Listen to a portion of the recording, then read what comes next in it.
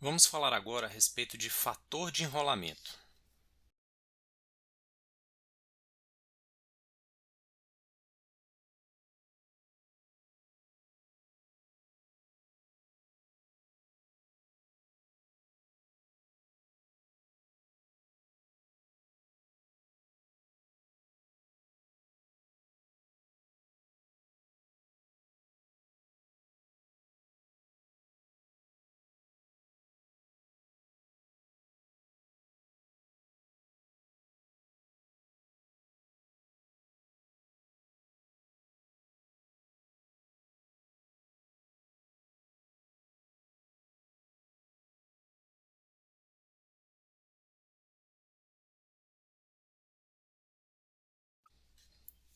Muito bem, vamos pensar no seguinte: nós temos uma máquina de corrente alternada, que está ilustrada por esse desenho, e nessa máquina de corrente alternada nós temos um rotor. Aqui eu ilustrei por ímãs permanentes, por ficar mais fácil ilustrar o fluxo de rotor, mas já existe um fluxo que sai do norte, percorre o estator, retorna na região sul. Então essa é a nossa parte rotativa. Deixa eu indicar aqui.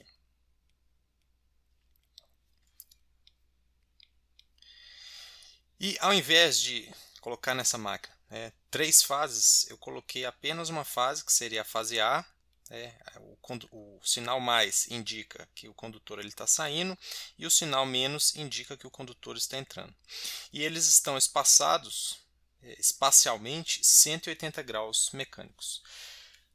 Para a gente entender isso melhor, o que eu fiz foi simplesmente linearizar essa máquina. Então aqui está a ilustração do nosso rotor, linearizado, o polo norte, o polo sul. Esse rotor ele gera uma onda de densidade de fluxo no espaço, que está ilustrado por essa linha cinza, e posicionei também os condutores, o condutor saindo da página positivo e o condutor entrando na página negativa. Então vamos observar primeiro o que vai acontecer com esse condutor, que é o condutor mais A, no momento em que esse ímã ele está girando. Ou seja, vamos pensar numa situação nessa máquina linearizada que esses ímãs eles estão andando da direita para a esquerda.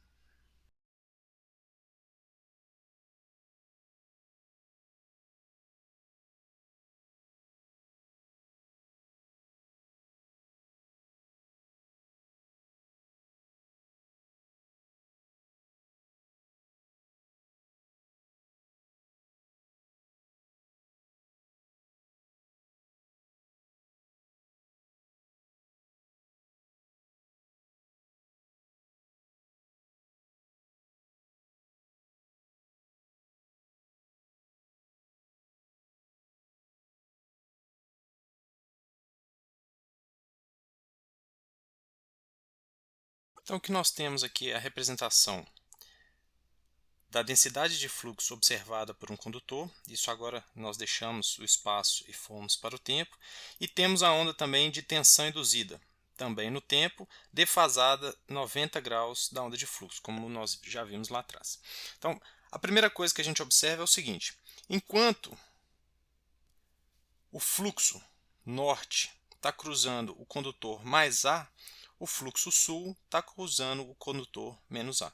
Então significa que no mesmo instante de tempo, enquanto o condutor mais A está em seu valor máximo positivo, o condutor menos A está em seu valor mínimo negativo. Então significa que eles estão opostos. Só que tem um detalhe: enquanto um condutor está saindo, o outro está entrando. Então a soma das tensões, ou seja, a tensão do condutor mais A e a tensão do condutor menos A, em série, elas acabam ficando invertidas. Ou seja, eu posso somar, é como se a soma do condutor entrando e saindo fosse duas vezes a soma de um condutor só. Justamente porque, enquanto uma está no sul, a outra está no norte, os condutores eles estão invertidos. O correspondente está entrando e saindo.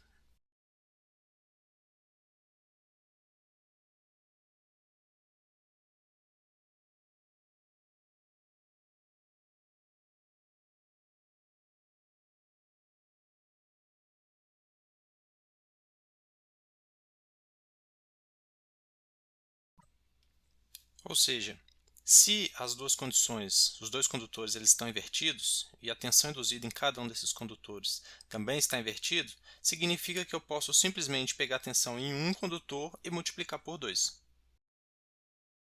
Vamos agora analisar isso não só no tempo, mas em termos de fasores. Vamos ver como é que fica cada tensão induzida em cima de cada um dos condutores.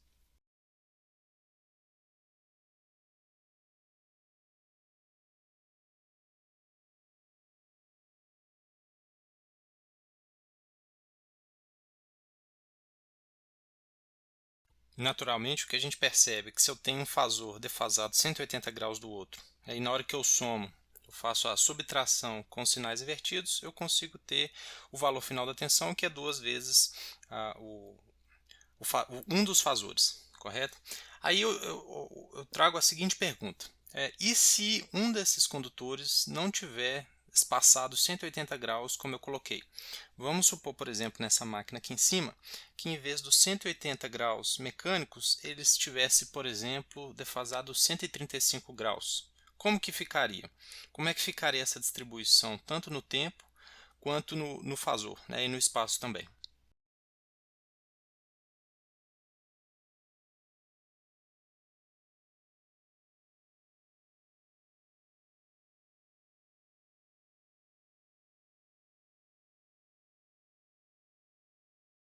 Exatamente essa a condição.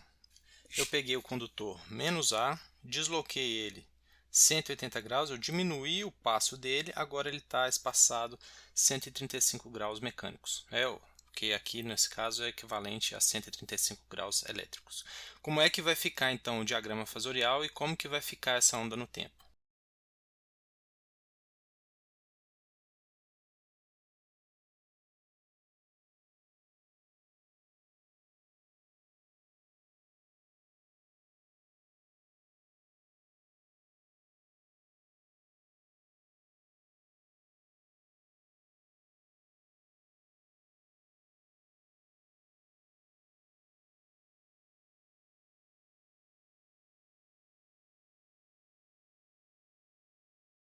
Se nós considerarmos então o diagrama fasorial, como agora vai existir um defasamento entre a tensão induzida em cada um desses condutores, é natural que a gente espere que a tensão final ela tenha uma amplitude inferior e esteja defasada alguns graus em relação à situação original, que era essa aqui. Então, se olharmos cautelosamente, né, perceberemos através da quadriculação aqui do nosso papel, que no caso 1 a gente tinha 1, 2, 3, 4, 5, 6, 7 quadradinhos, e agora de amplitude nós temos 1, 2, 3, 4, 5, 6 quadradinhos. Ou seja, o módulo final da tensão ele reduziu em função justamente do não casamento de fase entre essas tensões. Então a tensão resultante, ou módulo da tensão terminal dada por essa bobina, ele acaba caindo. O equivalente é a gente somar essa onda no tempo com a onda amarelinha. Isso com certeza vai dar uma tensão no tempo de amplitude menor. Então o que acontece é o seguinte: dependendo da disposição espacial dos condutores, temporalmente as tensões elas vão estar defasadas. Então a gente consegue, através dessa observação, definir o fator de enrolamento. O fator de enrolamento então vai ser um fator em unidades, né, de 0 a 1 por unidade, um valor em PU, o qual a gente soma, faz uma soma vetorial e divide pelo módulo. Ou seja, se eu pegar esse valor de VF na segunda condição e dividir pelo valor de VF na primeira condição, eu vou ter o meu fator de enrolamento.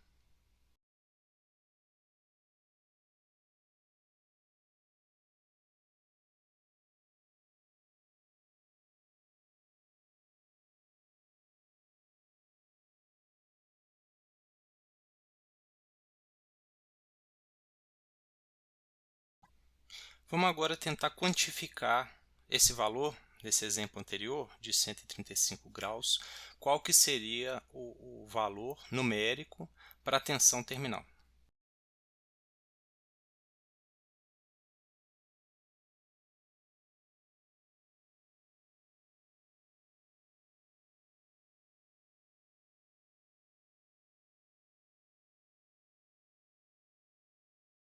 Então, o que a gente percebe é que se a gente fizer naturalmente a soma fasorial, a gente vai ter o valor da tensão terminal. Mas se a gente não tiver como definir exatamente qual que é o valor de cada um desses vetores no tempo, até porque se tivermos vários condutores isso vai dar muito trabalho fazer, a gente pode associar por um fator de enrolamento. E esse fator de enrolamento a gente simplesmente multiplica pela tensão induzida em um condutor. É claro, o 2 aqui significa a quantidade de condutores que a gente tem. A gente vai encontrar também alguma equação para simplificar o processo do cálculo do fator de enrolamento. Nós vamos discutir isso logo à frente. Mas o que é importante a gente falar antes de definir uma forma de calcular o fator de enrolamento é sobre a presença dos harmônicos. Naturalmente, vocês devem ter percebido que quando eu desenhei a onda de fluxo desses ímãs permanentes, eu não desenhei nem uma onda perfeitamente quadrada, nem um seno. Isso se dá por causa da presença dos harmônicos espaciais. Dependendo da dispersão do fluxo no interior da máquina, dependendo da geometria do ímã, dependendo do caminho magnético, a onda de fluxo ela vai ter um perfil diferente. E esse harmônico espacial ele vai ser traduzido na forma de onda da tensão induzida. Então, em função dos harmônicos espaciais, a tensão induzida ela pode conter conteúdo harmônico. E se ela tiver o conteúdo harmônico, é natural que haja um fator de distribuição para cada um desses conteúdos harmônicos.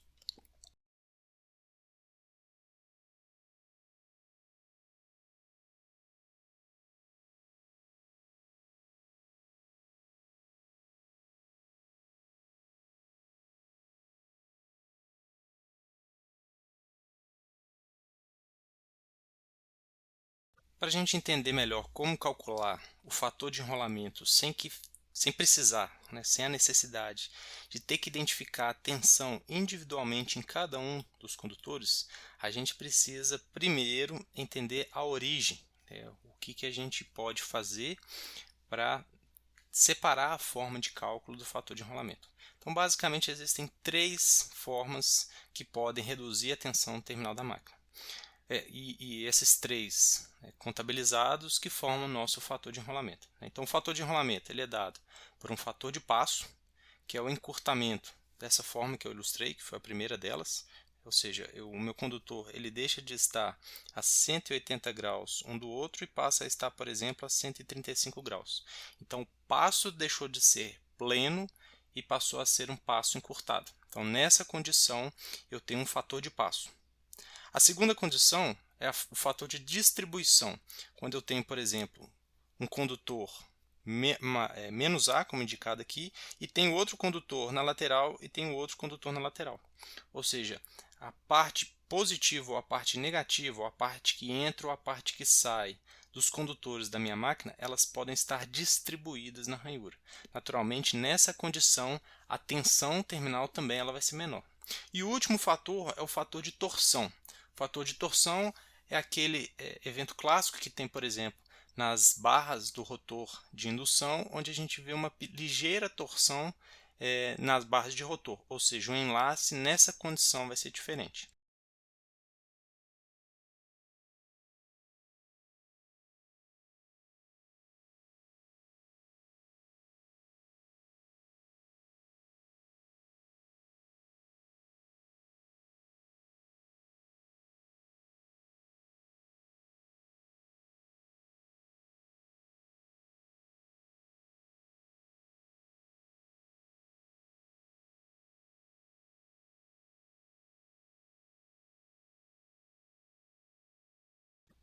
Então, o fator de passo, como eu comentei, vai estar relacionado com a distância da bobina que enlaça o fluxo. Ou seja, um condutor entrando deveria estar 180 graus eletricamente defasados do condutor que sai, para que ele pudesse ser considerado como um condutor de passo pleno, ou seja, para que não houvesse um fator Kp, um fator de passo, que reduziria a tensão terminal. Então a gente pode calcular esse Kp em função da ordem harmônica, dado pelo número de ranhuras encurtadas e o número de ranhuras no passo pleno, ou pelo comprimento do passo encurtado e o comprimento do passo polar pleno. Então essa seria a primeira forma da gente calcular o encurtamento de passo. Falando então do fator de distribuição.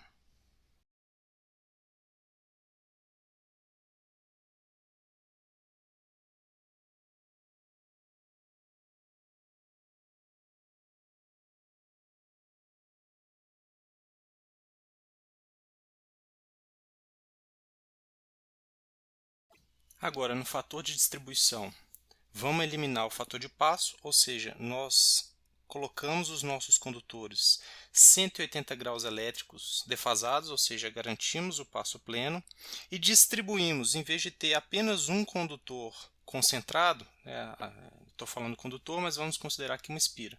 Ao invés de ter apenas uma espira concentrada em uma ranhura, nós separamos essa espira, os condutores dessa espira, em 3 diferentes ranhuras, tanto para o polo norte quanto para o polo sul. Então, em cada uma dessas espiras, a gente vai ter uma tensão induzida.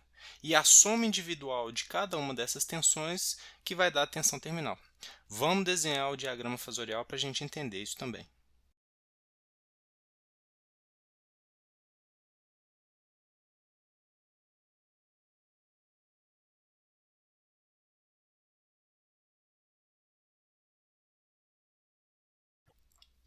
Nessa nova condição, a gente tem a contribuição de cada uma das tensões induzidas em cada uma dessas ranhuras e a gente percebe que a tensão terminal, a tensão final, sendo a soma de cada uma dessas tensões, ela naturalmente vai ser um fator menor. Esse seria o fator de distribuição e a forma de calcular a gente vai apresentar agora.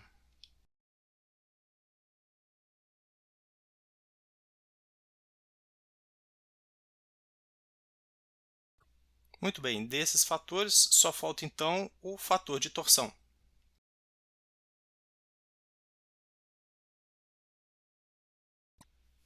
Como eu havia comentado, vamos supor uma situação onde eu tenho um rotor e eu tenho uma pequena torção nas barras, tal que elas começam e terminam numa posição diferente, ou seja, eu tenho uma inclinação alfa dessa barra.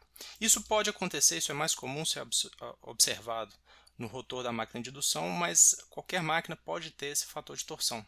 A ideia de aplicar essa torção é reduzir a pulsação de torque dependendo da máquina. Mas isso, naturalmente, também vai causar uma queda de tensão e isso a gente precisa calcular e contabilizar dentro do nosso fator de enrolamento. Então, como é que a gente vai calcular isso?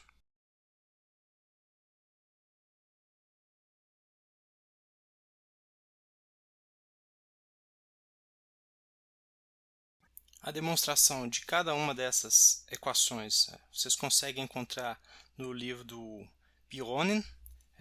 Eu não vou apresentá-las aqui, mas com isso a gente contabilizou cada uma das contribuições para o fator de enrolamento, multiplicando cada um desses. Eu não tenho fator de torção, o fator de torção então seria 1. Eu não tenho fator de passo, então o fator de passo seria 1. Não tenho distribuição, então seria 1. Então significa que eu tenho uma máquina plena, de passo pleno, sem encurtamento, sem distribuição, e com isso a minha tensão induzida ela vai ser sempre concentrada. Só uma observação: a distribuição, esse fator de distribuição também, ele é utilizado para garantir que a distribuição de fluxo na máquina ela seja o mais senoidal possível. Certo? Se a gente assumir que entra uma corrente, que sai uma corrente nesse condutor e entra uma corrente nesse condutor, a distribuição de fluxo no espaço seria praticamente quadrada. Agora, se a gente distribuir entre esses 3 condutores, ela se aproxima de uma senoide. Eu vou terminar aqui de escrever o que significa cada um desses parâmetros. E aí a gente finaliza essa parte do fator de enrolamento.